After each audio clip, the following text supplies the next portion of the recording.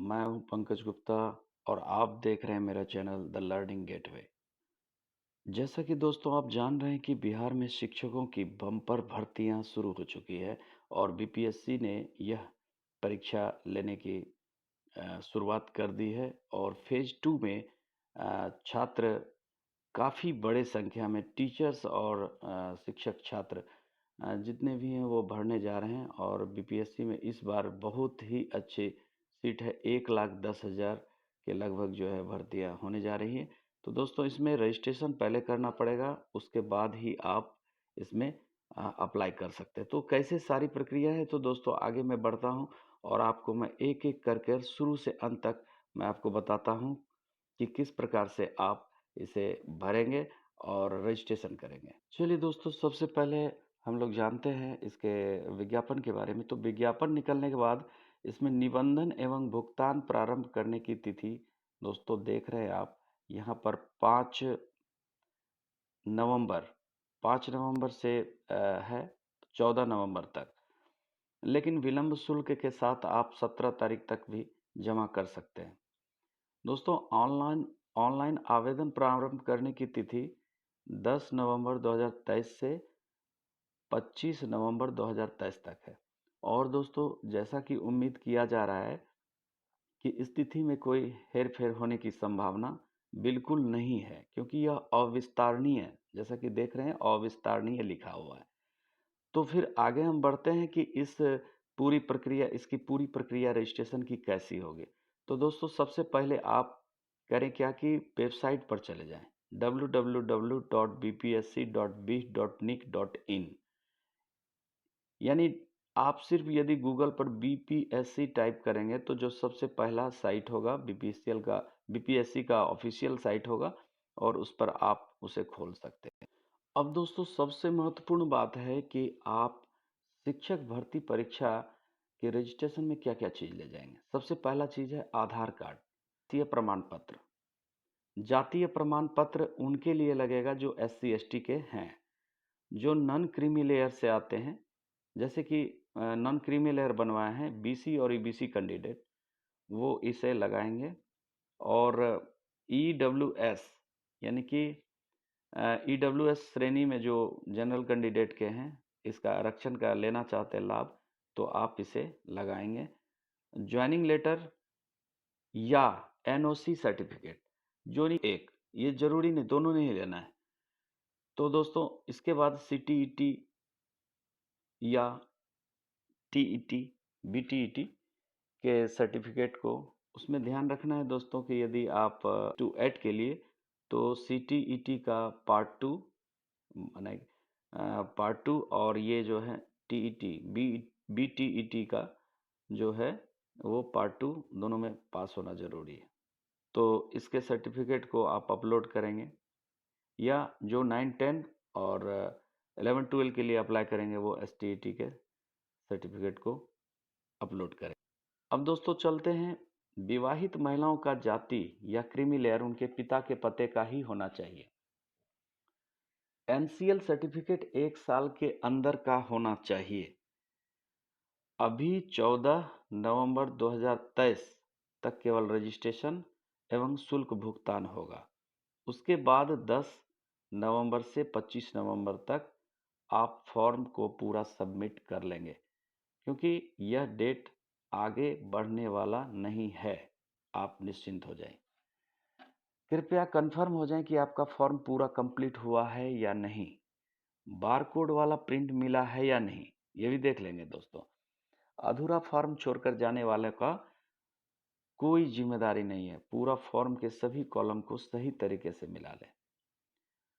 दोस्तों CTET appearing या BEd candidate जो अपीयरिंग हैं, इस बार निश्चित रूप से आप आश्वस्त रहें कि फॉर्म भरने के लिए नहीं दिया जाएगा। जैसा कि इससे पहले वाला बीपीएससी में आपको दिया गया था, इस बार नहीं दिया जा रहा है। इसलिए दोस्तों 14 नवंबर से 25 नवंबर तक ध्यान रखें, आपको फॉर्म भर देना है हर हाल में। तो चलिए आगे बढ़ते हैं दोस्तों, इससे आगे कि अब जो है हम वेबसाइट पे यदि हम खोलेंगे तो हमें किस प्रकार से आगे मिलेगा, क्या क्या चीज़ मिलेगा, कौन कौन से कॉलम को भरना है, ठीक है। तो उसका मैं आपको पूरी तरह से बताने जा रहा हूँ कि कृपया आप मेरे चैनल को सब्सक्राइब करें, लाइक करें और शेयर करें। दोस्तों, जब आप बीपीएससी गूगल पर टाइप करेंगे तो जो सबसे पहला बीपीएससी का ऑफिशियल साइट होगा वह आपके सामने खुल जाएगा। और वहाँ खुलने के बाद आप सबसे पहले बाएं साइड में आप देखेंगे अप्लाई ऑनलाइन या ऑनलाइन अप्लाई, इस तरह का लिखा होगा। आप उसको टच करेंगे। इसके बाद जैसे ही टच करेंगे तो आपको ये स्क्रीन खुलेगा। जैसा कि आप देख रहे हैं रजिस्ट्रेशन फॉर्म लिखा हुआ ऊपर, और इसके नीचे क्या क्या है आप देख सकते हैं। और मैं आपको दिखाने जा रहा हूँ आगे कि क्या क्या है इसमें। सबसे पहले दोस्तों, candidate first name, second name, middle name और लास्ट नेम, ये आप टाइप करेंगे। इसके बाद फादर्स नेम है, फादर्स नेम इसमें डालेंगे। इसके बाद दोस्तों हस्बैंड नेम, जो महिलाएं विवाहित है वो अपने हस्बैंड के नाम को डालेंगे। फिर अपनी माँ के नाम को डालेंगे। इसके बाद आधार कार्ड, पैन कार्ड या ड्राइविंग लाइसेंस में से कोई एक, जैसे आधार कार्ड है, आधार कार्ड आपने चुना तो आपको आधार कार्ड का नंबर उसमें डाल देना है।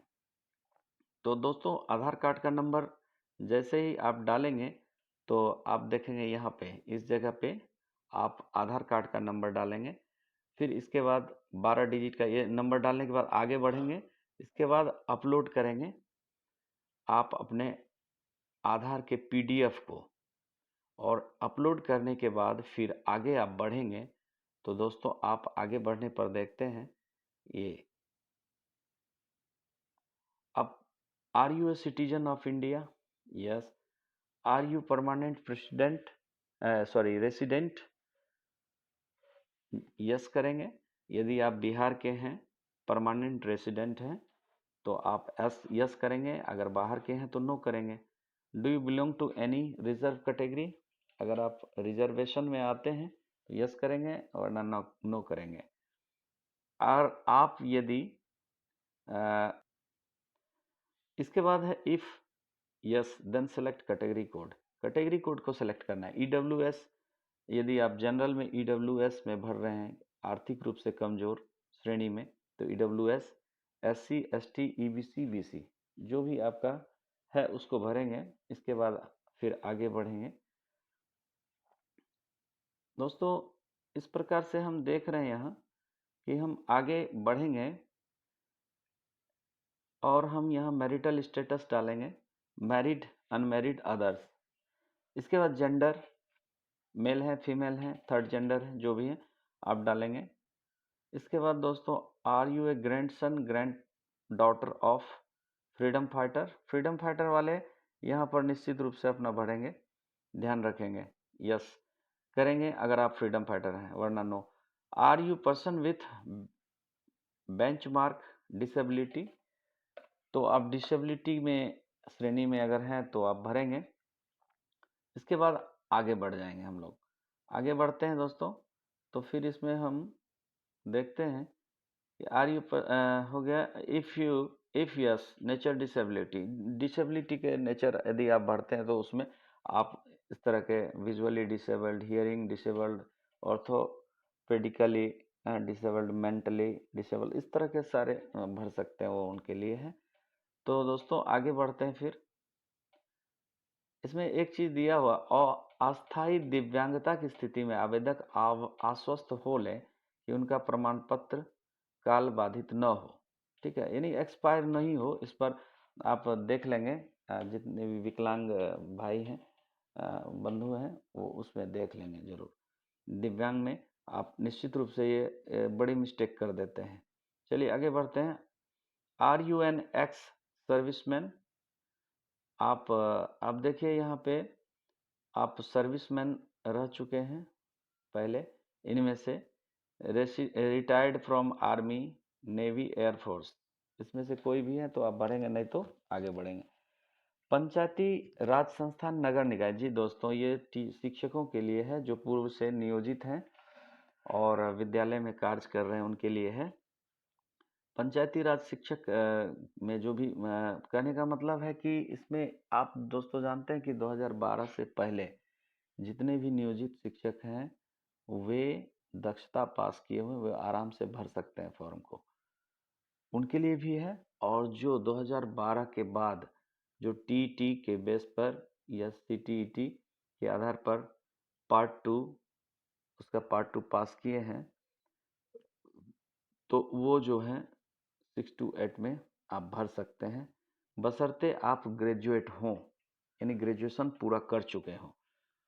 तो ये दोस्तों इंटर डेजिग्नेशन, डेजिग्नेशन आप डालेंगे, शिक्षक हैं, नगर शिक्षक हैं, पंचायत शिक्षक हैं या जो भी हैं प्रखंड शिक्षक हैं। इंटर स्कूल, स्कूल का नाम डालेंगे, सेलेक्ट डिस्ट्रिक्ट, डिस्ट्रिक्ट डालेंगे, जो स्कूल आपका जिस डिस्ट्रिक्ट में है वो डालेंगे। इसके बाद दोस्तों आगे बढ़ते हैं, फिर हम यहाँ देखते हैं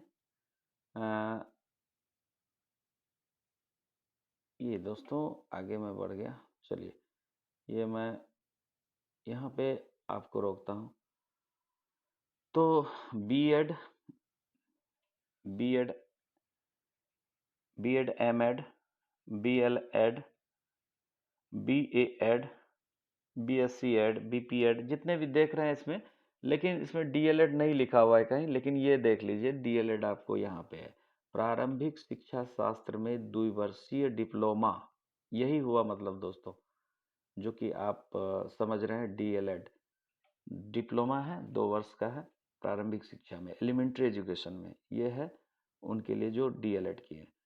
और इसके बाद कंप्यूटर का केवल ज्ञान रखते हैं, कंप्यूटर विषय के आप जानकारी है, आप मानेंगे डिग्री है आपके पास, तो उनके योग्यता जो है, लेकिन उसमें बीएड की आवश्यकता नहीं है कंप्यूटर शिक्षकों के लिए। संगीत में जो डिग्री लिए हुए हैं उनके लिए भी बीएड की आवश्यकता नहीं है, लेकिन यह 11 से 12 के लिए है, और कंप्यूटर विज्ञान में भी 11 से 12 के लिए। कक्षा 9 और 10 के लिए जो अप्लाई करेंगे वो संगीत और ललित कला में आप अगर प्रशैक्षणिक योग्यता रखते हैं तो इनमें से आप चुनें।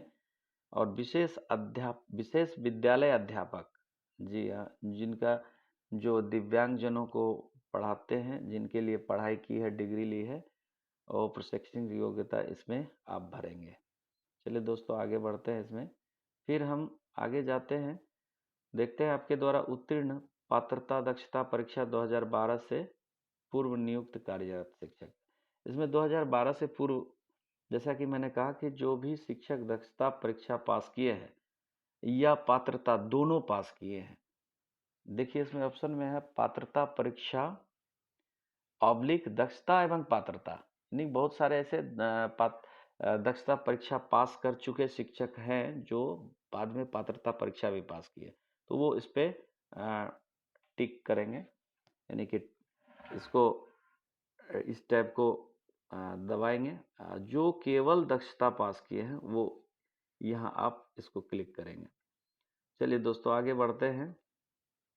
अब मैं इसमें आपको बताने जा रहा हूँ कि आप इनमें से किस विद्यालय अध्यापक की अनिवार्य अर्हता रखते हैं।